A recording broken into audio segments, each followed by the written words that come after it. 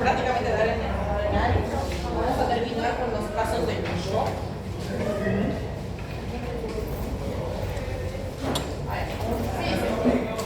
Paciente de 41 años que ingresa a sala de emergencias del hospital aproximadamente a las 6 de la mañana tras presentar un trauma múltiple por accidente de tránsito. Paciente quien conducía una moto recibe impacto de un auto liviano en un costado derecho, ocasionando la pérdida del equilibrio y posterior caída sobre ese mismo lado, el lado derecho, arrastrándolo varios metros desde el lugar del accidente. ¿Qué piensan o qué le pudo haber pasado a este pobre? ¿Cómo? Trauma craneoencefálico. Lo más probable, ¿no? Sobre todo no nos describe si estaba llevando casco o no, pero trauma craneoencefálico. Pero no nos olvidemos que, bueno, van a llevar trauma. Un politraumatismo también. Claro, es un politraumatismo por el mecanismo, ¿no? Es conductor de motocicleta y fue expulsado varios metros. Eso ya nos dice que puede tener múltiples traumatismos. Cuando tenemos traumas, vamos a ver que, de acuerdo a la cinemática de que vaya a suceder, podemos tener muchas complicaciones. Por ejemplo, los que van al volante, los conductores, normalmente impactan contra el volante o el tablero, pueden tener trauma tórax cerrado. Los accidentes de moto, 1000 contusiones, ¿no? Sobre todo si no llevan casco, la más peligrosa es la craneoencefálica. Pero ya ustedes saben que vamos a empezar siempre a manejarlos, ¿no es cierto? Vamos a ver qué le pasó a este pobre hombre. Esse aí também parece que ¿Cómo? tuvo deceleração de vaso, ¿no? Ajá, Por puede el haber. impacto. Haber extraído en ambulancia de emergencias en estado consciente, orientado, alerta, en tiempo, esfuerzo y persona. ¿Qué les va diciendo? Está con un grado de 15. Vamos bien. Y es ahí donde tienen que aprender, y yo siempre les digo, vamos a valorar continuamente al paciente. ¿Por qué? Estamos hablando de un traumatismo de un conductor de motocicleta y que nos venga con un grado de 15 no significa que esté bien. ¿Ya? Refiere dolor intenso en tórax, región dorsolumbar derecha con múltiples equimosis en este. ¿Qué les está diciendo eso? Se encuentra además deformidad y edema en muslo derecho que compromete rodilla del mismo lado con intenso dolor. ¿Qué va diciendo? Puede ser, ¿no es cierto? Sus signos vitales con una frecuencia cardíaca de 110, frecuencia respiratoria 22 por minuto, temperatura 37 grados centígrados, presión arterial 120 a 70 y la saturación de oxígeno por arriba de 95%. Normal, ¿Cómo están los signos vitales? Bien. Frequência cardíaca alterada, frequência respiratória alterada. Ya está empezando ahora con una leve taquipnea, ¿ya? Entonces, le realizan una radiografía del miembro inferior derecho donde observan fractura de fémur derecho con afectación de meseta tibial. Pero en la radiografía de tórax se ve eso. ¿Qué ven?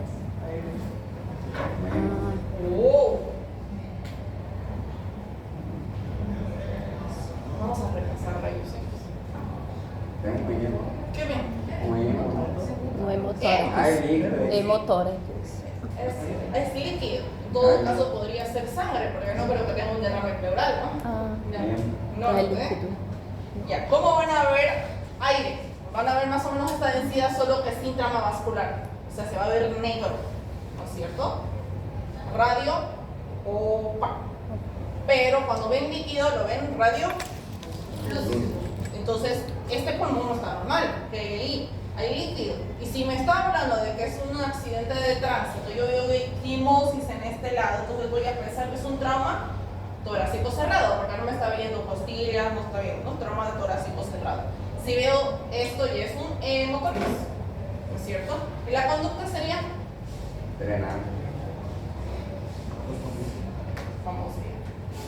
Inmediatamente posterior a realizarse sus estudios, presenta dificultad respiratoria, deterioro neurológico, estadio diaforético, hipotensión marcada y una frecuencia cardíaca por arriba de 140 latidos por minuto. ¿Qué pasó? Está empeorando. ¿Qué tipo de shock? Cambio de línea. Séptico, cardiogénico, neurogénico, ya me han dado de todos. ¿Qué tipo de shock? Séptico não, porque o acidente está recente. Y gracias. Então é cardiogênico Cardiogénico, ¿por qué? porque está Hipovolémico. Si tiene fractura de fémur, fractura de meseta tibial y hemotórax masivo, la sangre que está circulando se fue a otra cavidad. Un pulmón, ¿cuánto puede abarcar de sangre? Hasta 3 litros de sangre puede abarcar. Solo un. Entonces, imagínate cuánta sangre está si no vemos nada, ¿no? El pulmón está totalmente velado, capaz si está más de 3 litros ese pulmón. Entonces, es un choque hipovolémico. ¿Cómo lo vamos a tratar? Le administran 2000 cc de solución Ringen lactato, le administraron gelfucine, que es un coloide, ya deben conocerlo, manifestando al paciente una leve mejoría. A la auscultación se encuentra la ausencia del ruido respiratorio en el tórax derecho, ya lo habíamos adivinado. Resultados del laboratorio al momento demuestran una hemoglobina de 5.2, hematocrito de 15, urea de 54, glucosa 165, creatinina 1.5, calcio de 2.2, sodio 140 y potasio 5.5. ¿Qué ven? Hemoglobina super baja. ¿Cómo? Hemoglobina baja, muy baja. Y otra cosa que les estoy llamando la atención. Y es algo con lo que tenemos que tener cuidado, ¿ya? Cuando estamos hablando de un choque hipovolémico, la primera manifestación de que un paciente está entrando en choque es la taquicardia, ¿ya? Entonces ya van a ver taquicardias. Si es otro tipo de shock, vamos a ver signos de hipoperfusión como los cardiogénicos. Igual, normalmente presentan taquicardia y después va a bradicardizar o después va a hipotensar, ¿ya? Pero el primer signo de que está ya empeorando, complicado, en mal estado general y que estamos hablando de un choque severo es esto: la falla renal. El primer órgano que se va a alterar, lesionar, es el riñón en cualquier tipo de choque, ¿ya?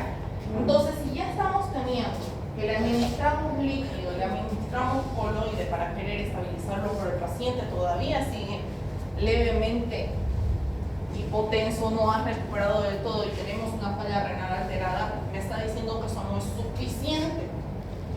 Ese riñón no se está perfundiendo. Entonces, ¿qué necesita?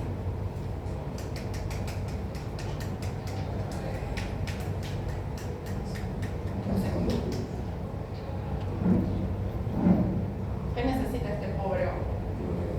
¿Cómo? Se hay falla renal, no puedo dar diurético. No, muy bien. Pero vou dar Nora para... No, do Buta, doutora, para... Nora está bien. Nora le podemos dar para que empiece a perfundir lo poquita sangre que queda. Pero igual no va a haber hemoglobina para transportar oxígeno porque verdad. perdió sangre. Transfusión. Entonces, si pierde sangre, ¿qué tenemos que reponerle? Transfusión sanguínea. No nos olvidemos que todo el choque hipovolémico con pérdida sanguínea, porque hay choques hipovolémicos en los que no hay pérdida sanguínea, si no reponemos la sangre que está perdiendo, el paciente no se va a recuperar, porque no va a haber hemoglobina que transporte oxígeno y ese riñón va a seguir sufriendo, ¿ya? Y ahí va a llegar muchas veces a una falla importante donde va a presentar oliguria, ya va a empezar a alterarse el potasio más, porque ya estamos viendo que está con potasio levemente elevado, va a tener necesidad de diálisis y se va a ir complicando el paciente, no va a prolongar la estadía. Entonces, si tenemos pérdida de sangre, no se olviden que hay que reponerla, porque ¿quién está transportando el oxígeno? La hemoglobina. Y no solo va a pasar con la falla renal, sino que ya está afectando el estado neurológico, ¿ya? Se procede de inmediato a una toracostomía del lado afectado con un tubo 32 French a nivel de la línea media axilar en quinto espacio intercostal. Se drena aproximadamente 1800 de líquido hemático. Y aquí ya han llevado otra marca. No. ¿No? Ya. Cuando estamos hablando de que hay más de 1500 de salida de líquido hemático o derrame pleural a nivel de tórax, ya es un derrame masivo. Entonces ya hay alguna arteria que se esté lesionada. Si inmediatamente sale más de 1500 cc de sangre, hay que entrar a prepararla. Aquí nos salió 1800. El paciente es llevado inmediatamente a la sala de quirófano para una toracostomía exploratoria. Se evidencia cúmulos de sangre aproximadamente unos 500 ml más, lesiones de la arteria mamaria interna derecha, arteria intercostal derecha a nivel de la T8 y una lesión con sangrado activo en diafragma y parénquima pulmonar.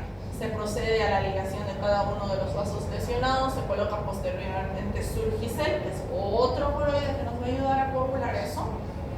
¿Ya? Se observa además múltiples fracturas de cartílagos costales inferiores. Durante el acto operatorio, el paciente mantuvo hipotenso varios episodios de bradicardia severa que revirtieron con atropina, bolos de solución fisiológica. Se administran aproximadamente 1800 ml de solución cristaloides y coloides con 2 paquetes de glóbulos rojos concentrados. El paciente es transferido nuevamente a unidad de cuidados intensivos con un tubo de toracostomía, apoyo ventilatorio mecánico e infusión de dopamina. En esta oportunidad le hicieron dopamina porque hizo bradicardia, por si vieron, ¿no? Sabemos que la dopamina nos ayuda un poquito a mejorar la frecuencia cardíaca, pero para perfusión sabemos que es la noradrenalina, ¿no es cierto?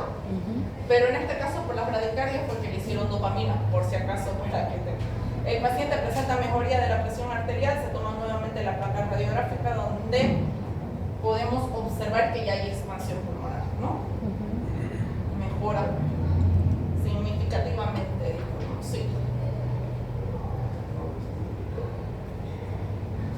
Entonces, el Colegio Americano de Cirugía nos va a clasificar el choque o las hemorragias sanguíneas grado 1, 2, 3 y 4. Sabemos que con una pérdida de menos de 15%, estamos hablando de un grado 1, no se evidencia mucha sintomatología. Grado 2, cuando hay taquicardia, hipotensión arterial, volumen urinario menor a 30 ml. Grado 3, con un volumen urinario menor a 15 o 5 ml hora. Y grado 4, y hay una pérdida mayor al 40% del volumen y el volumen urinario está menor a 5 ml hora. Entonces, sabemos que las primeras sintomatologías que nos va a importar es la falla del linfocito. Y no solo cuando es choque hipovolémico por pérdida sanguínea, también cuando hay choque hipovolémico por pérdida de otros líquidos. ¿Ya? Entonces, para reponer idealmente 2 unidades de glóbulos rojos concentrados, nos aumenta el gasto cardíaco a 0.95 litros minuto por metro cuadrado. Una unidad de sangre completa, un concentrado completo, solo nos aumenta 0.5 significativamente. 1 litro de Ringer lactato 0.2 y 500 ml de solución de extrano o destroza nos aumenta 100 ml, pero no siempre es nuestra opción. Normalmente es el lactato con los glóbulos rojos, porque son nuestras opciones ideales para reponer líquido en este tipo de pacientes. Entonces estamos hablando de un choque hipovolémico, ¿ya? ¿Qué es un choque hipovolémico? Es la perturbación aguda de la circulación que lleva a un desequilibrio entre la oferta y la demanda de oxígeno en los tejidos, provocando una disminución del volumen circulante.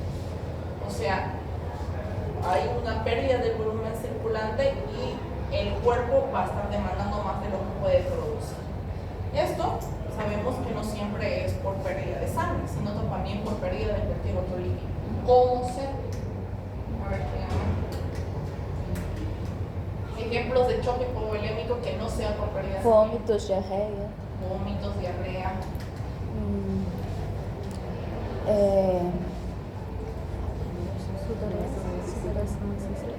Fiebre, ¿no? Sudoración. Puede ser, sí. Los que más nos llaman la atención obviamente son las pérdidas sanguíneas, ¿no? Pueden ser bastante significativas. Tenemos órganos como los miembros inferiores del pelvis que tienen mucha sangre, mucha irrigación. El abdomen cuando hay trama abdominal, el tórax cuando hay trama torácica, hay mucha pérdida de sangre. Pero podemos, como dijimos, pérdidas por fluidos y electrolitos, diarrea, vómitos, algunos farmacológicos que nos pueden estar causando, la falla renal, sudoración excesiva y deprivación de agua. Pérdida de plasma, puede ser en sepsis, los quemados pierden harto líquido sin que sea evidente. Si ustedes ven un gran quemado, van a ver que cada rato le van cambiando sus apósitos y cada rato se van empapando. Y no es sangre, es líquido seroso. Y esto puede llevar a que entre un shock hipovolémico y posteriormente a séptico, claro. Los síndromes nefróticos, las peritonitis, los pacientes con cirrosis que hacen ascitis importantes, las pancreatitis, causas endócrinas, los diabetes mellitus, tipo 1 o 2, diabetes insípida, insuficiencia adrenal o hipotiroidismo. Normalmente las que más llaman la atención son las traumas, cuando hay sangrado masivo por lesiones viscerales, rupturas esplénicas, ruptura hepática, sangrado intracraneal o lesiones de grandes vasos. Pero también podemos tener sangrados gastrointestinales, intususcepción, esofagitis, gastritis, varices, úlceras duodenales, hemorragias mesentéricas y divertículos de mica. Los obstétricos, las más frecuentes. Vamos a ver placenta ácreta, perlecanita, cualquiera de las atonías uterinas, embarazo ectópico roto, ruptura uterina, laceraciones en el conducto de parto, desprendimiento prematuro de placenta y placentas previas que pueden causar shock hipovolémico. Entonces tenemos una pérdida de volumen. Ya sea que vayamos a liberar catecolaminas, eso nos va a producir una vasoconstricción. Podemos tener la vasoconstricción visceral en músculo y en piel, lo que va a alterar la poscarga y posteriormente nos va a producir una hiperperfusión con un metabolismo anaeróbico. Sabemos que lo primero que vamos a ver, vamos a evidenciar es la taquicardia, ¿no es cierto? Y vamos a tener alterado el retorno venoso, lo que también va a alterar la precarga, el volumen sistólico y el gasto cardíaco va a estar disminuido. Entonces, prácticamente estamos viendo que va a afectar varios sistemas en los que en general va a influir en la producción del ATP, hipoperfusión tisular e hipoperfusión en un órgano importante como el riñoncito, y que posteriormente, como vimos en el choque cardiogénico, empieza a descompensar todo, ¿no? Empieza como no filtra bien, acumula líquido, ese líquido que ya perdió se está yendo al tercer espacio, el corazoncito no funciona adecuadamente y muchas veces llegamos a tener falla cardíaca secundaria hipovolémico y empieza a presentarse la falla multiorgánica, ¿no? En cascada. Entonces, tenemos que ver cómo vamos a ir contrarrestando esto. Se inicia el metabolismo anaeróbico para contribuir a la síntesis de ATP. La acumulación de piruvato, que se va a convertir a lactato y en citosol. Es por eso que en el laboratorio vamos a ver lactato elevado muchas veces. La hidrólisis de ATP junto con la producción del lactato puede producir acidosis láctica. Por eso nuestra hidratación más recomendable es por el lactato. Cuando el nivel de lactato se eleva por encima de 2 milismoles litros, constituye una medida útil que nos habla de la severidad y la duración de la falta de oxígeno en los tejidos. Entonces, aparte de la falla renal, en los laboratorios ver un lactato elevado nos dice que ya hay una falla a la perfusión de los tejidos. Y vemos lactato en las asimetrías arteriales, ¿no es cierto? Entonces podemos obtenerlo fácilmente. Ya vamos a ver que el paciente no está teniendo buena diuresis, está teniendo signos de hiperperfusión. Laboratorialmente vamos a tener falla renal, vamos a tener anemia, vamos a tener lactato elevado. Entonces hay que pensar en empezar a perfundir. Si vamos a empezar a perfundir, también tenemos que ver qué otras manifestaciones clínicas puede tener. Está pálido, frío, diaforético, hay hipotensión, taquicardia, hipotensión, hipoxia, puede estar estuporoso, o puede, en todo caso, estamos hablando de una embarazada, taquicardia fetal, y estamos hablando de sufrimiento fetal.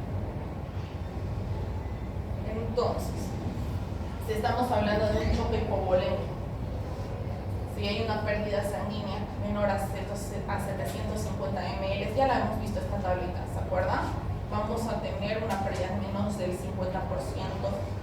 de sangre corporal. Vamos a tener la frecuencia cardíaca todavía estable, presión arterial normal, la presión del pulso va a estar normal o ligeramente aumentada, la frecuencia respiratoria dentro de parámetros normales, el filtrado del riñoncito con mayor a 30 ml/hora. El estado mental vamos a tener un poco ansioso porque obviamente va a tener un poco de pérdida, pero más de eso no. Y la restitución es por algún cristaloide. Siempre les digo, el cristaloide de elección es el lactato. Y aunque se los repito, a veces en su práctico me ponen cualquier otra cosa. En grado 2, la pérdida sanguínea ya es entre el 15 y el 30%. La frecuencia cardíaca ya va a estar aumentada. La presión todavía va a estar normal, el pulso va a estar ligeramente disminuido. Vemos que hay un leve aumento de la frecuencia respiratoria y hay un inicio del daño renal, ¿no? Vamos a ver que el paciente está más ansioso y aquí podemos reponer con cristaloides secundarios. Como vimos en el paciente, ¿no? Le pusieron perfusine, le pusieron varios coloides. Cuando ya estamos hablando de grado 3 y grado 4, ya vamos a tener taquicardias marcadas, la presión va a estar disminuida, la presión del pulso bastante disminuida, y hay alteración significativa de la función de la frecuencia respiratoria, la función renal, que aquí ya prácticamente vamos a estar en memoria. El paciente ya está neurológicamente deteriorado y sí o sí se reponen con los tres, ¿ya? Si no tenemos coloides a disposición, vamos a hacer cristaloide de sangre, ¿ya? Siempre vamos a monitorizar al paciente, saturación, frecuencia cardíaca, respiratoria, presión arterial y electrocardiogramas para ver si no estamos teniendo falla crónica. Podemos, sí o sí, tenemos que medir diuresis, podemos medir presión venosa central si tenemos un catéter venoso central o la presión del capilar pulmonar en cuña si tenemos disponibilidad de colocar catéter en pulmón. Obviamente la reanimación inicial es urgente, ¿no es cierto? Vamos a tratar de perfundir la mayor cantidad de órganos posibles y necesitamos hacer el control de daños, porque si no cerramos el grifo, lamentablemente la sangre que nosotros podamos transfundir, el líquido que nosotros le podamos administrar va a seguir saliendo. Entonces sí o sí necesitamos controlar los daños. Como en este caso se le puso el tubo de tórax, pero vieron que el sangrador era masivo, entraron a reparar el daño y varias arterias que vieron dañadas, ¿no es cierto? Si es fractura de pelvis, hay que estabilizar pelvis. Si es fractura de fémur, hay que estabilizar fémur. Y ustedes saben cómo van a ir estabilizando, ¿no? Para las fracturas en extremidades o pelvis hay fajas especiales, ¿no? Si van a entrar a cirugía y repararlo inmediatamente. Traumas abdominales, entrar a quirófano inmediatamente, ¿no es cierto? Paralelo a esto se puede ir ya mientras estén en quirófano, se va pasando la sangre, se va pasando el líquido, se va pasando vasoactivos porque está ya siendo necesario. No es necesario estabilizar al paciente para reparar el daño, porque como les digo, si no cerramos el grifo, lo que le administremos va a seguir saliendo, ¿ya? Si estamos hablando de hemorragias digestivas, hay otro método de control que lo vamos a ver cuando llevemos hemorragias digestivas, ¿ya? Entonces, como sabemos, siempre vamos a asegurar una vía aérea. Muchas veces los traumas de tórax, por ejemplo, lo van a llevar en trauma. Estamos hablando de un tórax volante. ¿Qué significa un tórax volante? Significa que tengo más de 3 fracturas costales en ambos pulmonares, ¿no es cierto? Eso es un tórax inestable. Por ejemplo, esta es indicación de intubación de emergencia, porque el paciente no va a ventilar. Ustedes lo pueden ver consciente, orientado, no de satura, pero va a llegar un momento en el que ese tórax no va a ventilar y les va a hacer paro respiratorio. Entonces se intuba de emergencia, ¿ya? Siempre tenemos que asegurar. Muchas veces empiezan a tener hematemesis continua o hemoptisis por el trauma en el tórax. Entonces sí necesitamos asegurar esa vía aérea porque se pueden terminar ahogando los pacientes. Si vemos que el deterioro neurológico, un gasobueno menor a 8 está, vamos a intubar al paciente. Primero siempre asegura la vía aérea, ya saben ustedes. Cerciorarnos que la ventilación sea adecuada. Si está intubado, igual yo tengo que cerciorarme que la ventilación esté adecuada, porque si no es adecuada, por más de que estemos con presión del ventilador, ese pulmoncito no nos corresponde, tenemos que cerciorarnos eso. O sea, probablemente tenemos un paciente que viene con un deterioro neurológico, intubamos y vemos que el tórax no responde. Entonces vamos a ver que probablemente hay neumotoras o neumotoras, van a haber asimetría, van a haber enfisema subcutáneo. Si no resolvemos esto, no va a ventilar adecuadamente el paciente. Ya, o sea, hay que ir viendo, según los pasos que vayamos tomando, vamos viendo cómo va respondiendo el paciente. Nos aseguramos vía aérea, pero también nos tenemos que asegurar que ventila adecuadamente. Si es un paciente que no tiene ningún traumatismo y es un paciente que está por un choque hipovolémico, por pérdida de otro tipo de líquido, entonces vamos a asegurarnos de que la vía aérea sea adecuada, que ventile adecuadamente. Si no es necesario intubar, igual hay que ver que las respiraciones sean adecuadas, que sea una buena expansibilidad torácica y vamos a pasar al acceso venoso. Nosotros podemos optar por dos tipos de acceso venoso, ustedes ya saben. Podemos optar por vías centrales y periféricas. En este caso, ¿cuál es la adecuada? Central. No. Siempre va a ser adecuada la periférica. Vamos a hacer central en caso de que no podamos canalizar una periférica. Significa que tengamos fracturas en extremidades, traumas en vasos, sea un policontuso o simplemente esté en un choque tan grave que no se pueda acceder a un acceso venoso periférico. Pero siempre nuestra primera opción va a ser una vía periférica. Siempre dicen que sea de corto y grueso calibre. O sea, estamos hablando porque sabemos que las gránulas vienen de calibres 24, que es el más chiquitito, o 18, 16, que son las más gruesas. Mas ele não vai ter vena para poner 16 ou 18. Claro, Ele vai exacto. conseguir só de 20. ¿Qué vía usar? Obviamente necesitamos que sea la de mayor diámetro, menor longitud, lo que nos va a ayudar a que tenga mayor flujo y menos resistencia. Porque si ustedes ven la vía central, el catéter es bien delgadito. ¿Cuánto mide un catéter? 22 French es el más grueso. Estamos hablando de una vía prácticamente pediátrica, porque 21, 22 se usa en los niños, ¿no? 24, 22 se usa en los niños. Ese es el catéter venoso central. Tenemos triple, doble o cuádruple lumen, que dentro de estos está dividido, o sea, dentro de ese 22 French hay 3 mangueritas en realidad ahí adentro, que nos está llevando a la catéter venosa. Pero una vía periférica 18 la vamos a tener muchísimo más gruesita, se podría decir.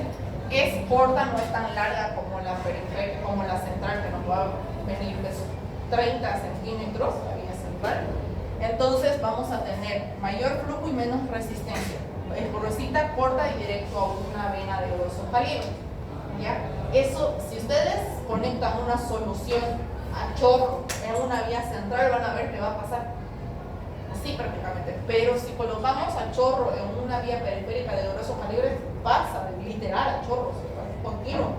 Entonces, la dirección normalmente son las antecubitales, con un catéter de mayor grosor que se disponga, técnicamente pueden insertarse. ¿Ya? De fallar, esta aproximación puede accederse recién a una circulación sanguínea. ¿Ya? Pero de elección siempre son las periféricas, la antigubital, ya sea que canalice en primera instancia flexura, no importa, ¿ya? Después, cuando el paciente esté más estable, se puede acceder al catéter venoso central o a una vía periférica en un área más aceptable, ¿ya? Pero siempre es de corta y grueso calibre. Estamos hablando de gránulas 16-18, ¿ya? Entonces, ya saben ustedes, cristaloides y coloides, sabemos que tenemos las opciones de líquidos, cristaloides y coloides y los productos hemáticos, ya lo hemos visto. Las soluciones isotónicas, mayor espacio celular y estabilizamiento vascular, los coloides y los paquetes moleculares, plasmas y plaquetas que son indicados por esto. Obviamente el tratamiento para el choque hipovolémico siempre es líquido, tenemos una respuesta rápida, podemos tenerla moderada y ausente. Si la tenemos moderada o ausente, podemos optar por inotrópicos. Ustedes conocen ya los tipos inotrópicos y el uso de bicarbonato. No nos olvidemos que lamentablemente todos los tipos de choque pueden llevar a que los pacientes entren en acidosis metabólica y si necesitamos reponer bicarbonato, hay que reponerlo porque sabemos que es una de las causas de paro cardiorrespiratorio más frecuente de la acidosis metabólica. ¿Ya? Tenemos que calcular la diuresis, tenemos que ver la secreción y expresión de orina del riñón. Se debe calcular a la base de producción de orina entre 2 a 5 ml kilogramos por hora. En caso de grandes volúmenes urinarios, es recomendable restituir el 60% de la pérdida de soluciones cristaloides, ya sea con saliva o con richer lactato, porque hay pacientes que pueden venir poliúricos, sobre todo cuando tienen traumatismos craneoencefálicos y hacen el famoso cerebro perdedor de sal, tienen poliúrico. Entonces necesitamos reponerle el 70% de ese volumen que está perdiendo el paciente, porque es que esté poliúrico no significa que el riñón esté funcionando adecuadamente, ¿ya? Sino que está forzado por la placa central, ¿ya? Entonces, no nos olvidemos que si estamos hablando de cualquier tipo de choque hipovolémico, lo primero que vamos a reponer es cristaloides, si tenemos la opción coloides y si el paciente está perdiendo sangre, ¿ya? Para empezar a perfundir adecuadamente esos riñoncitos y los órganos que vayan a fallar.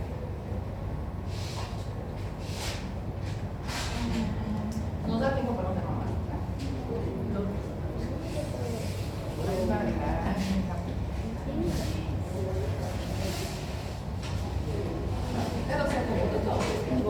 sí, eran cristaloides y coloides que ya lo habíamos visto. Choque séptico. Aparte del hipovolémico, el otro más frecuente es el choque séptico. Y aquí vamos a hacer énfasis en lo que nos dice el código sepsis, que lo vamos a repetir 1000 veces aquí para que se lo aprendan. ¿Qué nos dice el código sepsis? Ya lo saben ustedes, varias veces lo hemos hablado. No, el código sepsis nos dicta, si tenemos un paciente que tenga esos criterios, ¿ya?, de sepsis, nosotros tenemos una hora de ingreso de nuestro centro de salud, posta, consultorio, hospital, sala de emergencias, una hora. ¿Qué se hace? Se policultiva al paciente, se lo pancultiva y se inicia el tratamiento antibiótico dentro de la primera hora, ¿ya? Y aquí va mi consejo. Muchos de ustedes no van a salir directo al hospital a hacer el internado, van a ir a su posta a hacer provincias, ¿ya? Entonces, apréndanse el manejo de un antibiótico bien manejado y le van a salvar su año de internado y de provincia.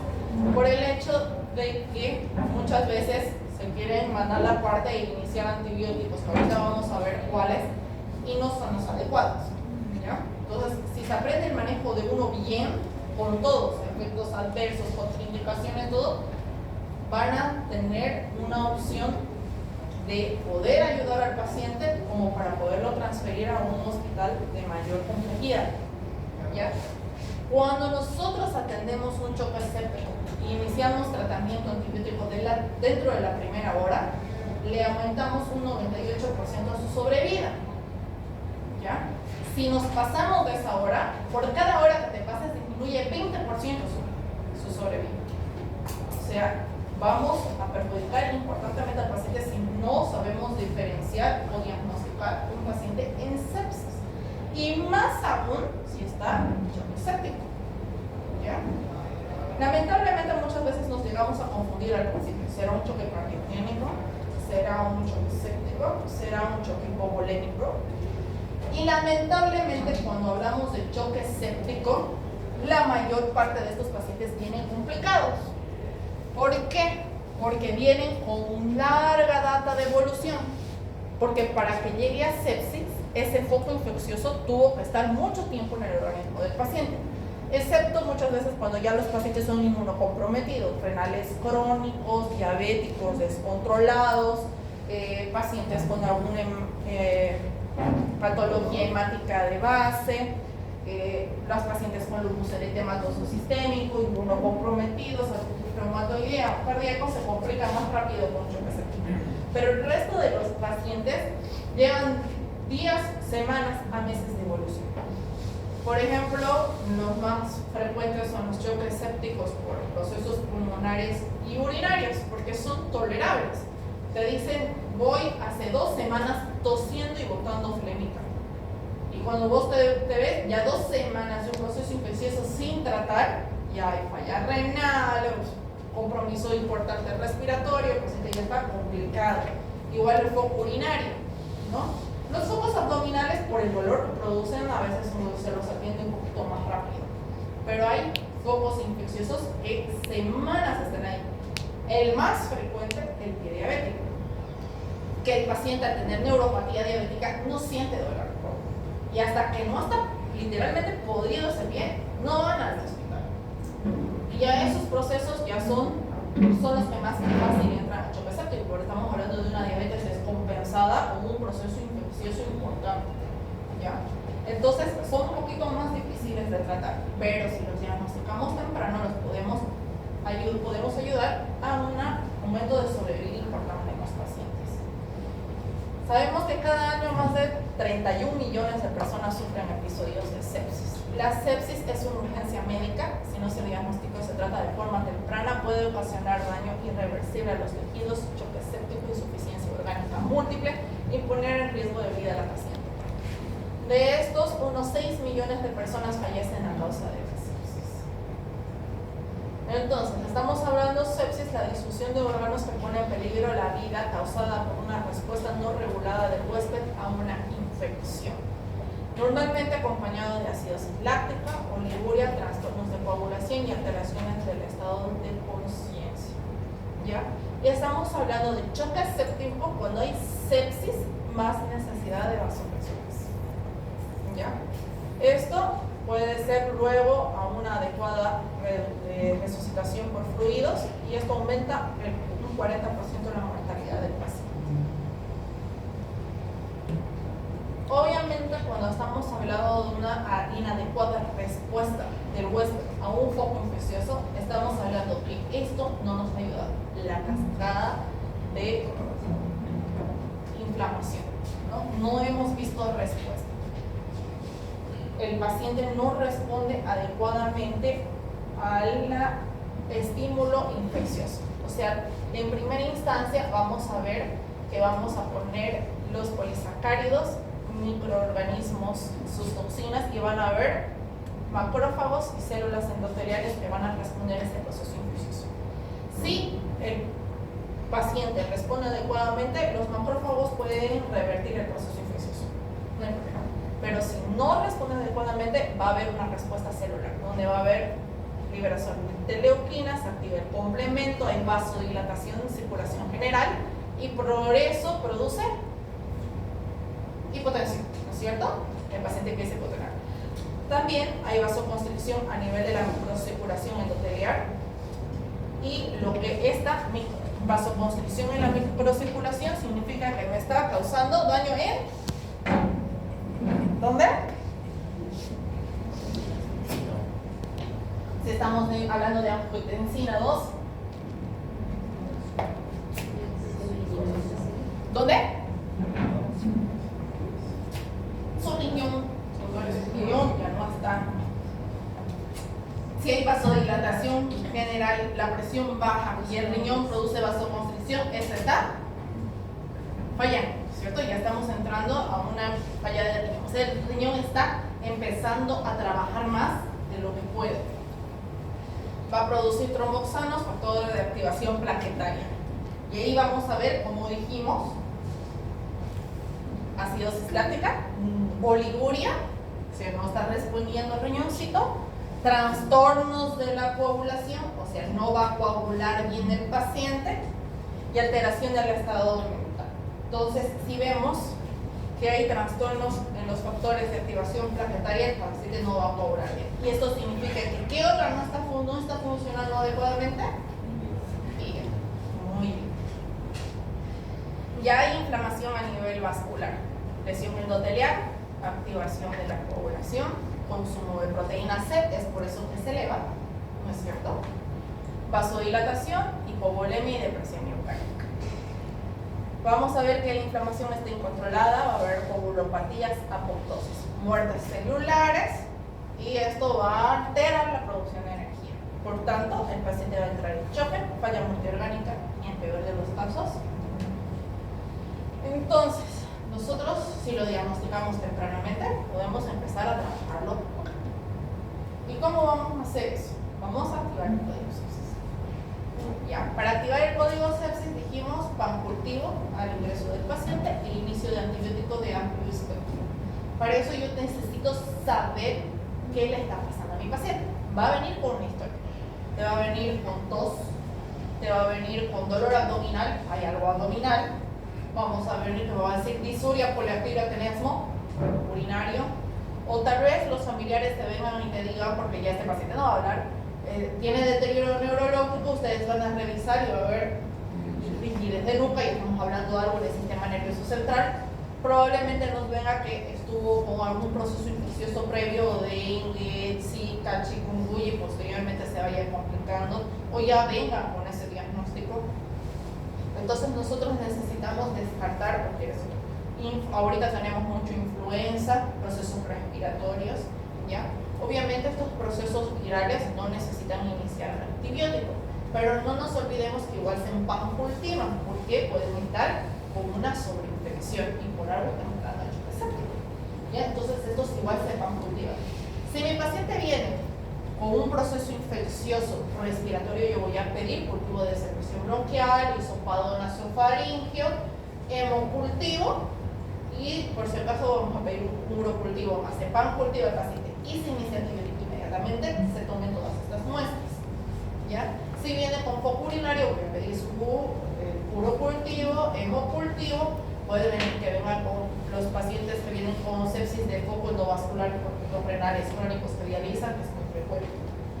Si tengo heridas de miembros inferiores como los pies diabéticos, el cultivo de la herida, hemocultivo, probablemente un urocultivo más.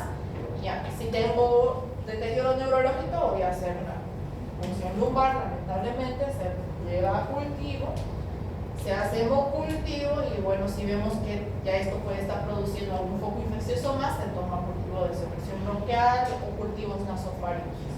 Siempre se pancultiva al paciente y se inicia antibióticos según lo que uno está sospechando. Porque si está sospechando de lesiones meninges, en el inicio de algún antibiótico que vaya a pasar la barrera hematocefálica, ¿no? Si estamos hablando de un proceso infeccioso pulmonar, se le va a iniciar antibióticos según a eso. Vamos a ir viendo ahorita eso. Necesitamos una detección, un diagnóstico precoz, tratamiento temprano, manejo integral del paciente y monitorización y vigilancia del proceso paleorgánico. Para eso necesitamos diagnosticar. Y es lo que decía su compañera. Necesitamos conocer mucho, sobre todo, activar el código sepsis y saber el QuickSoft. Para eso necesito ver cómo está el estado neurológico. Ya vemos un Glasgow menor a 13, ya me está llamando la atención. ¿Por qué está deteriorando neurológicamente? Vemos frecuencia respiratoria alterada y una presión arterial sistólica menor a 100. O taquicardia, ¿no es cierto? También podemos ver otros parámetros como la temperatura, la frecuencia respiratoria o nuestro parámetro más frecuente, los glóbulos blancos, ¿no es cierto? Mayores a 12.000 o menores a 4.000 para ver si hay un proceso infeccioso. Obviamente en los casos de sepsis severa muchas veces lo tenemos por leucopenia porque ya no hay respuesta de colito, ¿ya?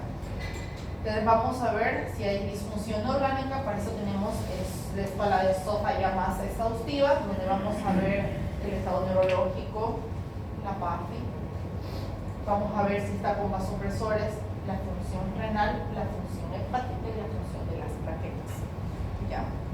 Además tenemos múltiples marcadores si nosotros estamos sospechando de sepsis, y sobre todo si no estamos llegando a determinar si es una sepsis, un choque séptico, hipovolémico, cardiogénico, tenemos marcadores de sepsis que nos pueden llegar a dar un poco de lactato, procalcitonina la más frecuente. Sabemos que podemos ver proteína C reactiva. Obviamente si ya tenemos resultados de cultivos o resultados de imagen. Si vemos en imagen un foco infeccioso pulmonar, ya no hay de dónde perder. O si vemos un abdomen agudo, tal vez hacemos una placa de tórax y vemos que está una subocclusión, porque sabemos que todo proceso abdominal hace subocclusión. ¿Y cómo se ve? En la placa de abdomen, los niveles, ¿no ve? O vamos a ver la famosa signo de pila de monedas. vamos a ver niveles hidroaéreos y una subovulación intestinal, los apendicitis también nos hacen eso, las peritonitis por vesícula. Obviamente vamos a determinar que el paciente esté en sepsis y vamos a pasar a iniciar fluidoterapia. Como en todo paciente con choque, lo primero que vamos a hacer es la reanimación hídrica. Si el paciente lo requiere, vasopresores y vamos a tratar de estabilizar el lactato. Ya obviamente si estamos hablando de uso de vasopresores, estamos viendo que el paciente está en choque seco. ¿Ya? Lamentablemente estos pacientes nos vienen con normalmente falla multiorgánica y lo primero que tenemos que tratar de estabilizar, siempre les digo, es la oxigenación, ¿no? Entonces vamos a ver cómo está la respiración, cómo está el estado neurológico, cómo está la PAF y vamos a ver si tiene criterios para intubar, se lo intuba. Si no tiene criterios, se lo oxigena como ustedes ya saben oxigenar. Los cristaloides que se van a ir activando y se van a ir administrando por cargas, se les va a dejar a soluciones o una infusión normalmente a 15 a 30 ml hora, normalmente, y podemos hacerle bolos hasta administrar de 1000 a 2000 ml hora. Podemos ver si con esto responde el paciente, sería ideal. Si no responde, vamos a usar aminas vasoactivas. El tratamiento antibiótico dentro de la primera hora, obviamente, ahorita vamos a ver cuáles serían los demás uso más frecuente. Si estamos hablando de protección gástrica, si tenemos que administrarlo, heparina de bajo peso molecular si estamos teniendo coagulopatías de consumo, pero no siempre porque muchas veces tenemos alteración plaquetaria, así que es mejor esperar a los resultados de laboratorios. Los pacientes siempre tienen que estar con glicemias estables, ¿ya? Si estamos hablando de pacientes que hacen hipoglicemias, tratamos de prevenirlas porque las hipoglicemias nos hacen daños neurológicos, pero si estamos hablando de pacientes con hiperglicemias, como un choque séptico pulmonar abdominal y que nos está haciendo cetosis diabéticas porque a veces nos provoca, siempre el tratamiento va a ser con insulina endovenosa, ¿ya? No vamos a hacerle insulina NPH, no le vamos a hacer los tratamientos biorales, no. Cuando los pacientes están inestables es insulina endovenosa, cristalina de elección. Y si el paciente no está inestable y aún está con valores glucémicos altos, se corrige siempre con insulina cristalina. No se administra los hipoglicemiantes bioral cuando el paciente está inestable. Solo cuando el paciente está para alta se dan los hipoglicemiantes bioral. Mientras el paciente esté inestable o esté internado, siempre con cristalina, porque decreta más fácil, sale más rápido del cuerpo. Porque puede ser que un momento nos estén haciendo hiperglicemia, el roto hipo, un hipoglicemiante, ¿cuántas horas tarda en salir del sistema? Hasta 72 horas. Entonces vamos a tener recirculando.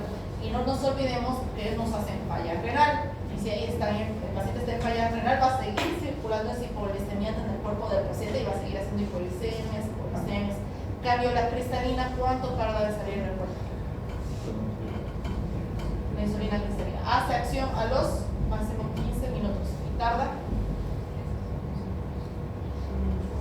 entre 1 y 4 horas en salir del cuerpo. Entonces, lo bueno es que se metaboliza rápido. Entonces, el paciente no hace esos periodos de hipoglicemia constantes, ¿ya?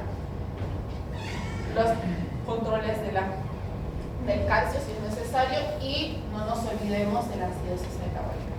Siempre viendo que tengo un pH menor a 7.5, 7.1 y un bicarbonato menor a 15.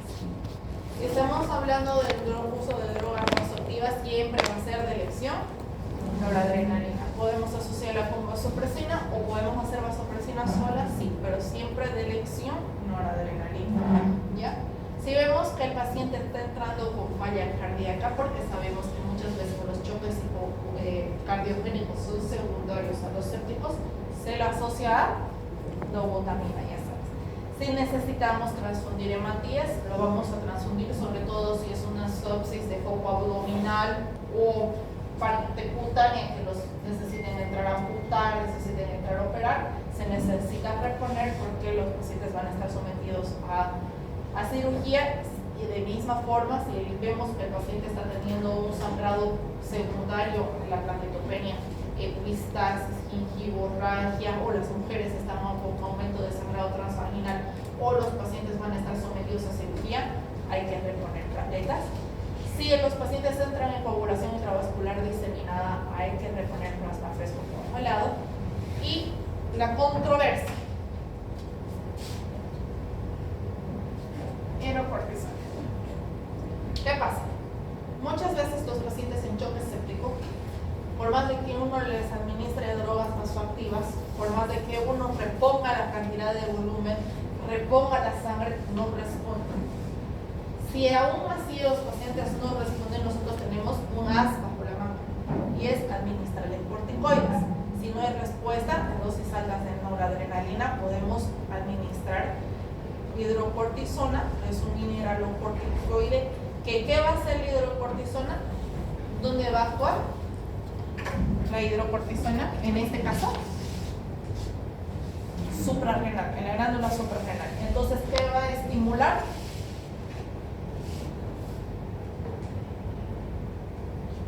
El sistema renina-angiotensina-aldosterona, lo que va a ayudar a que esa presión aumente. O sea, que le va a dar una patada al riñón para que empiece a producir renina-angiotensina-aldosterona y pueda subir esa presión. Y va a ayudar a esa vasoconstricción de la noradrenalina, ¿ya? Pero ¿qué pasa cuando estamos hablando de un mineralocorticoide? ¿Qué va a haber? Inmunosupresión, ¿cierto? Entonces, si estamos hablando de una sepsis y yo le estoy dando corticoides, no va a ser que va a bajar demasiado sus defensas, y es lo que es controvertido. O sea, muchas veces, si ustedes van a ver la bibliografía, les va a decir sí, otras veces va a decir no, otras veces va a decir pero. Entonces, ¿y aquí es riesgo-beneficio? Si vemos que el paciente de verdad no hay respuesta. Perdón, ¿y si hay insuficiencia renal de la misma forma, va a dar? Y de la misma forma, Ya. aún allá.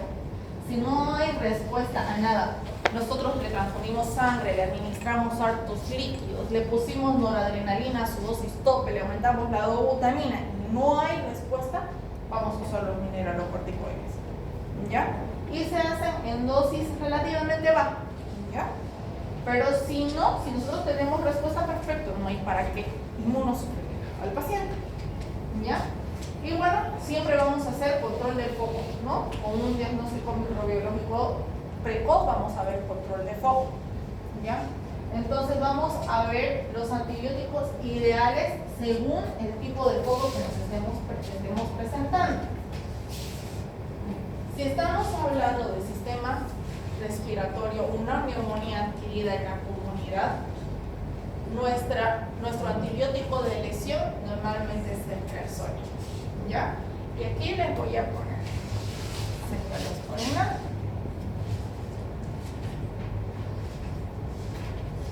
Normalmente es de elección para todo. Y van a ver lo mágica que es esa cefalosporina. ¿Ya? Pega a todo, literalmente todo.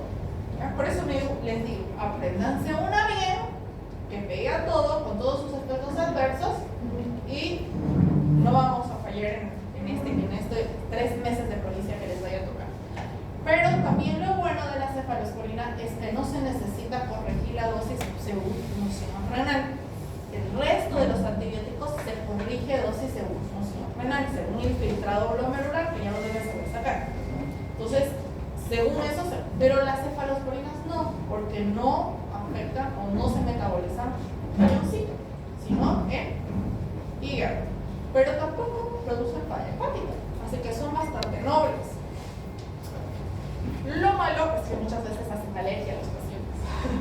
Entonces, si nosotros tenemos una neumonía adquirida en la comunidad, vamos a empezar con una cefalosporina, ya sea ceftriaxona o cefotaxima, y las podemos asociar a una quinolona que pega muy bien a la parte respiratoria. Si vemos que es una neumonía que se está complicando, ¿ya? Si tenemos alergia a las penicilinas, le hacemos la quinolona solita, ¿ya? Si estamos hablando de una neumonía por pseudomonas o una neumonía ya intrahospitalaria, vamos a ser un poquito más agresivos. antibiótico, porque estamos hablando de un germen intrahospitalario. Se hace piperacilina tazobactam acompañado de una quinolona, y si son alérgicos a las penicilinas podemos hacer amicacina, ciprofloxacina o en todo caso levofloxacina si los pacientes llegan a ser alérgicos. Aquí podemos ver que podemos tener una neumonía necrotizante por acceso pulmonar o una neumonía por broncoaspiración. Ya estamos hablando de gérmenes anaerobios, ¿no es cierto? Los gérmenes anaerobios necesitamos ser un poquito más agresivos. Podemos hacer piperacilina, rotodatam, ertapenem, si son alérgicos clindamicina, levo, o en todo caso, si ya estamos hablando, y en ambos casos tenemos un antibiótico que pega bien a ambos casos, que es el meropenem. ¿Ya? Pero no nos olvidemos que tiene que ir combinado con algo que pegue a anaerobios, porque estamos hablando de gérmenes intrahospitalarios por broncoaspiración. Entonces, si hay jugo gástrico que entró a la parte respiratoria, probablemente estos gérmenes anaerobios migraron a la parte respiratoria. ¿Qué antibióticos es para anaerobios? En este va muy bien la clindamicina, pero más usado es, ¿qué usan los cirujanos para cubrir parte abdominal? Ya hay una cirugía, ¿verdad? Tienen sus 3 antibióticos que no salen de ahí. ¿Cuáles son? Cipromicamento, normalmente, o ceftazidium, cetrazona, micamento. ¿Por qué? Porque estos pegan aerobios y anaerobios. Entonces vamos a sumarle ¿cuál? El metro. Ese nos va a pegar bien. Metronidazol. Va a pegar muy bien a la parte anaerobia. ¿Ya? Si tenemos una neumonía, que ya estamos hablando de un meticilino resistente, ninguno le va a dar, y lamentablemente vamos a optar con nimesulida. ¿Ya? Pero si ustedes ven, vamos a tener este tipo de respuesta o de germen cuando ya tengamos un cultivo, ¿no es cierto? Mientras tanto, ustedes están viendo una neumonía y no saben el foco. ¿Pueden sospechar de una broncoaspiración? Sí, pueden sospechar de una broncoaspiración. Pueden sospechar de que el paciente puede ser por germen intrahospitalario, sobre todo si tiene antecedentes de haber estado internado dentro de los 3 primeros meses de inicio de síntomas, ¿no es cierto? Estamos hablando de que sospechamos un foco intrahospitalario, pero normalmente no vamos a tener esa información. Entonces vamos a iniciar con la cefalosporina. Si vemos que es pseudomonas, lo migramos. Si vemos que es meticilino resistente, lo migramos, o sea, cambiamos de antibiótico. Si vemos que es una neumonía por broncoaspiración, pero no estamos sospechando de una neumonía por broncoaspiración, se puede combinar con la metronidazol con la ceftriaxona. ¿Ya? En todo caso, si todavía no tenemos información de los gérmenes que nos puedan estar afectando a nuestro paciente, estamos hablando de que necesitamos cubrirlo dentro de la primera hora de ingreso del paciente si estamos aplicando el modelo sepsis, ¿no es cierto? Infecciones abdominales. Podemos tener peritonitis espontáneas, abscesos, y vamos a ver que nos cubren muy bien las cefalosporinas, ¿no es cierto? Podemos ver si son alérgicos, podemos usar astronam, ciprofloxacina. En los abscesos necesitamos cubrir también anaerobias, entonces vamos a poder ver que podemos usar ceftriaxona, piperacilina tazobactam o meropenem. En los alérgicos en la penicilina, metronidazol, cipro, astronam, o podemos hacer una combinación de astronam más otro tipo de antibióticos como la tigecilina. Ya ahora en nuestro medio tenemos todos esos antibióticos disponibles. Cuando yo estaba estudiando no había nada, así que podemos usar todos, ¿ya? En las infecciones urinarias, ya sea pielonefritis, prostatitis, epididimitis, orquitis, muy bien las cefalosporinas, pero hay que combinar, ¿ya? Si estamos hablando ya que está en choque séptico, la combinamos con una amicacina que le va a ir bien. Si hay manipulaciones urológicas, o sea, el paciente estuvo con sonda Foley y le pusieron un doble J o tiene hiperplasia prostática y tuvieron que hacer algún procedimiento, sí o sí estamos hablando de que probablemente sea un germen intrahospitalario. hospitalaria, o sea, va piperacilina, tazobactam o meropenem o amikacina. Y si son alérgicos, la ciprofloxacina y la amikacina. Muy bien, ¿ya?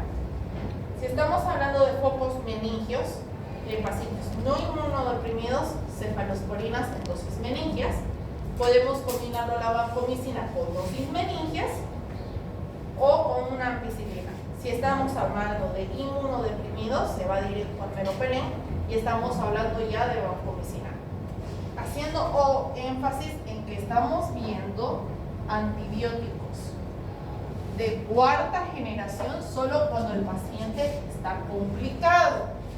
Mientras el paciente no está complicado y estemos empezando a sospechar una sepsis de cualquier foco que sea, vean, analícenlo, siempre van a empezar con una cefalosporina, ¿no es cierto?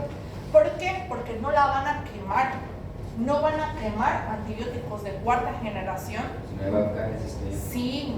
Si los pacientes probablemente sean sensibles solo a las cefalosporinas, ¿ya? Solo van a rotar cuando los pacientes tengan un cultivo con antibiograma sensible a estos antibióticos o sean pacientes complicados. Sistema nervioso central es una infección difícil de curar. Entonces, en esta ocasión sí podemos empezar con antibióticos de cuarta generación. En el resto de las veces, con una cefalosporina es suficiente. E incluso, ¿sabes? Si esta semana durante la práctica todavía está, hay pacientes que solo responden a la ceftriaxona dosis meningia, hablando de meningitis, y tuvimos un neumococo que afectó el sistema nervioso central y respondió perfectamente a las cefalosporinas. Netamente, sí, empezamos con ceftriaxona dosis meningia y el paciente empezó a despertar automáticamente. Y es un neumococo, y si ustedes ven, un neumococo es un germen que es multiresistente, ¿no es cierto? Entonces, va muy bien la cefalosporina, solo que tienen que saber usar las dosis. Por eso les digo, vean todos los tipos de dosis que pueden administrar en este tipo de antibiótico, ya sea ceftriaxona, ceftazidima o cefotaxima. Vean la dosis completa para poder manejarlos, ¿ya? Si estamos hablando de heridas traumáticas en el sistema nervioso central o cirugías, porque tuvieron que intervenirlo quirúrgicamente, sí vamos a entrar con gérmenes con dos antibióticos de cuarta generación, meropenem y vancomicina, porque ya manipularon, pasaron la barrera hematoencefálica, o que tenemos traumatismos craneoencefálicos con fractura de base del cráneo, ya podemos empezar con estos antibióticos porque probablemente se vayan a sobreinfectar. Y dijimos que porque tenemos esta barrera que lo está cubriendo muy bien al cerebrito, es muchas veces complicado de tratar. Entonces sí podemos optar por gérmenes, por antibióticos de cuarta generación, si vemos que tiene alguna otra complicación. Si no, si es un paciente que no es inmunodeprimido y está viniendo por una meningitis, la cefalosporina le va muy bien. Piel, partes blandas. Es otra parte difícil de alcanzar en el cuerpo, lamentablemente. Podemos tener fascitis, miositis, necrotizantes o mionecrosis si vamos a usar piperacilina, tazobactam o meropenem. Infecciones de heridas quirúrgicas abdominales o genitourinarias, piperacilina, tazobactam o meropenem. Si son alérgicos, podemos optar por cualquiera de esos antibióticos, pero de ideal amikacina y ciprofloxacina. Celulitis, clozapina más ceftriaxona o cefotaxima. En los alérgicos, linezolid puede ser o la clindamicina. Los diabéticos, piperacilina, tazobactam, linezolid o vancomicina. Y en los alérgicos puede haber cualquiera de estos antibióticos. Ahora, si estamos hablando de piel, ya sea por cualquiera, no nos olvidemos que en piel también vamos a tener anaerobios. Para piel, el metronidazol no pega. Entonces sí o sí va a pegar clindamicina. Nosotros podemos asociar a la clindamicina meropenem, podemos asociar a la clindamicina a la ceftriaxona, depende de la gravedad de la lesión. Pero al igual que empezar la barrera hematoencefálica, llegar a piel por la microvascularización, entonces es un poquito difícil. Y muchas veces por eso empezamos con antibióticos fuertes. Pero si el paciente tiene una infección que no está produciendo el hecho séptico y sepsis, con clindamicina, ceftriaxona muchas veces lo tratan. O clindamicina meropenem, no hay problema. Si vemos que el paciente no tiene respuesta, ya lo vamos avanzando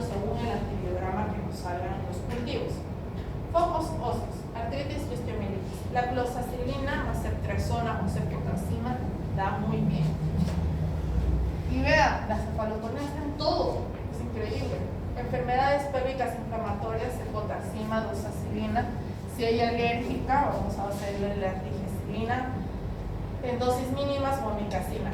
No nos olvidemos que en focos infecciosos endometriales también hay anaerobios. Entonces sí, ahí sí pega muy bien el metronidazol, pero también la clindamicina. Sí o sí se asocian. Sí o sí va una cefalosporina con cualquier antibiótico que vaya a pegar anaerobios. Hay que ir viendo dónde vamos a encontrar anaerobios para asociar. En la poliomelitis, amoxicilina más ácido clavulanico, yamicacina va muy bien.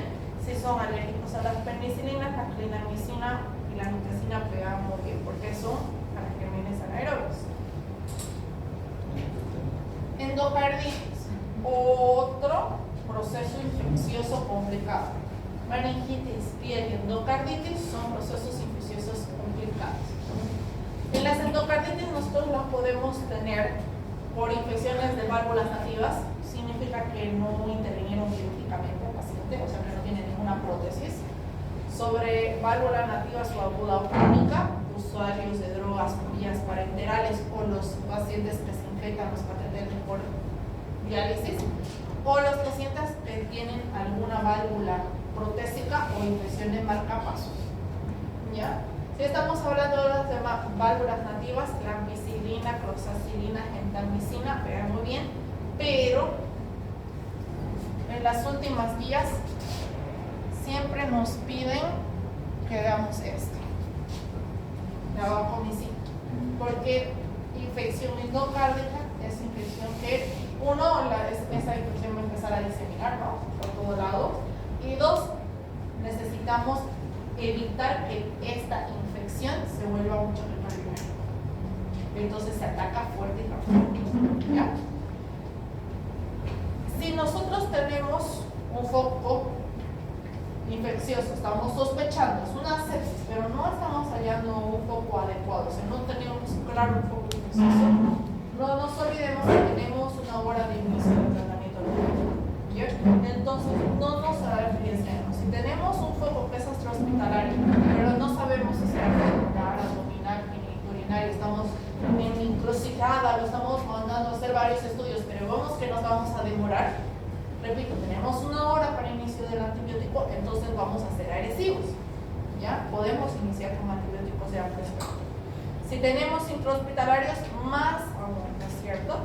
Podemos empezar incluso cubriendo un tercer foco para levaduras. No nos olvidemos que si tenemos pacientes que estuvieron internados dentro de los primeros 3 meses de que estamos empezando a tener estas complicaciones, probablemente sean infecciosos intrahospitalarios, y los gérmenes intrahospitalarios más frecuentes, aparte de las pseudomonas, son las levaduras. Entonces sí necesitamos cubrir con algo que nos vaya a controlar la parte de las levaduras.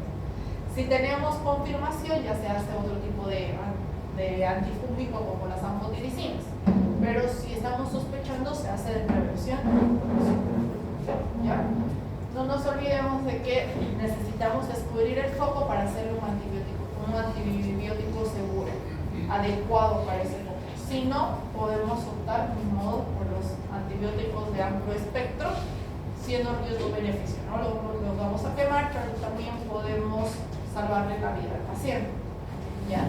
Y si tenemos un antibiograma que nos diga es sensible a tal germen, o diría tal antibiótico se puede desescalonar, no hay problema. O en riesgo sí de que nos hagan resistencia bacteriana, porque estamos desescalonando de cuarta generación a tercera o cuarta generación. ¿Ya? ¿Alguna pregunta hasta aquí? Es mucha información. Leemos más espesamente sobre los antibióticos, ¿no? Pero yo ya les he dado el tip. Apréndanse uno bien y vamos a tener la solución, porque sabemos que pega lo mismo a todos los focos infecciosos. El manejo de los pacientes sépticos es una decisión multidisciplinaria. Muchas veces necesitamos de los distintos especialistas, cardiólogos, neurólogos, neurocirujanos, cirujanos, traumatólogos, todo. sí o sí normalmente van a terapia intensiva. Necesitamos hacer control del foco, un diagnóstico anatómico de la infección para un control de la fuente emergente y proceder a la expulsión lo más rápido posible. Cuanto más rápido lo tratemos, más rápido el paciente va a revertir, ¿no?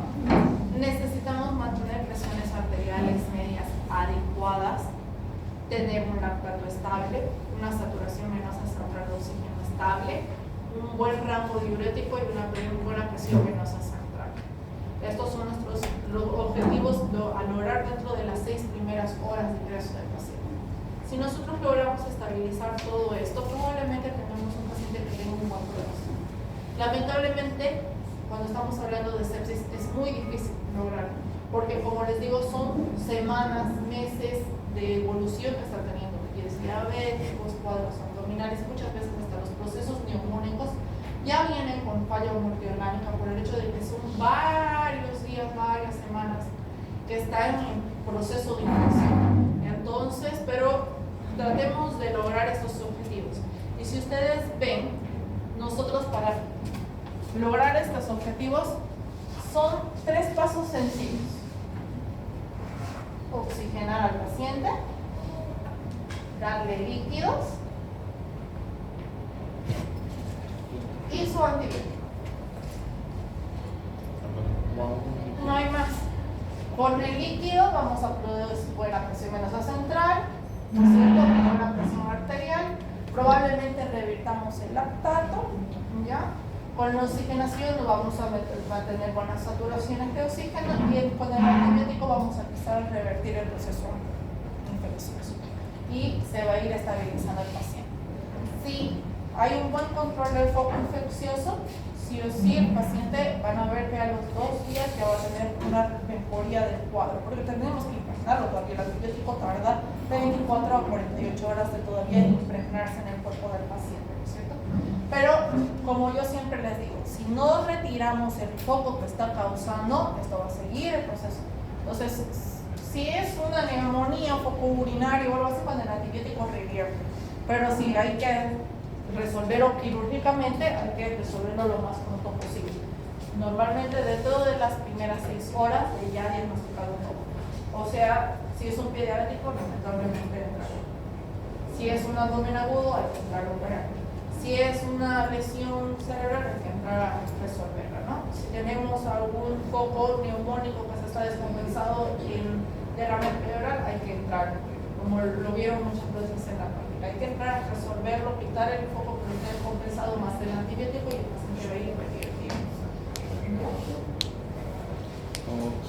Necesitamos, como les decía, en el cuadro clínico mejoramos la diuresis, tenemos que tener constante frecuencia cardíaca, respiratoria y saturación cada hora. Para hacer un analítico completo necesitamos repetir SOFA, lactato, procalcitonina, ver las presiones venosas pulmonares, pero para eso necesitamos el catéter de Schwann-Ganz, la reevaluación continua de estabilidad clínica. El destino del paciente siempre es a UCI, ¿no? Dependiendo de la estabilidad clínica, y con esto vamos a poder ver un pronóstico y evolución de esto. Y vamos a tener más luz en la gravedad y en la sobrevida. ¿Alguna pregunta?